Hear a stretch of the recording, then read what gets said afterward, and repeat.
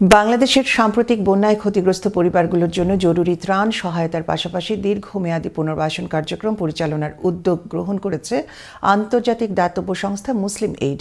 শুক্রবার পূর্ব লন্ডনের মুসলিম এইড কার্যালয়ে আয়োজিত সংবাদ সম্মেলনে এই কথা জানানো হয়। সম্প্রতি বাংলাদেশ সফর করে আসা মুসলিম এইডের chief operating officer Rajib Ahsan বলেন, মৌসুমি বন্যায় বাংলাদেশের 7টি জেলার 12,80,000-এরও বেশি মানুষ ক্ষতিগ্রস্ত হয়েছে।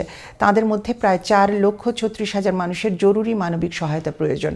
বন্যায় এখনও পর্যন্ত অন্তত 59 জনের মৃত্যু হয়েছে।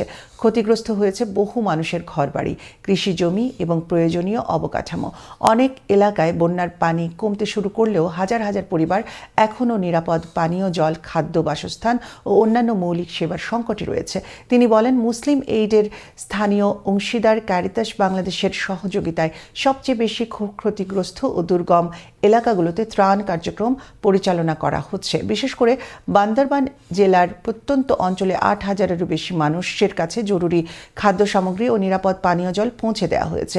ঘরবাড়ি মেরামত, জীবিকার উৎস পুনরুদ্ধার এবং নিরাপদ পানির ব্যবস্থা নিশ্চিত করতে দীর্ঘমেয়াদী সহায়তা প্রয়োজন।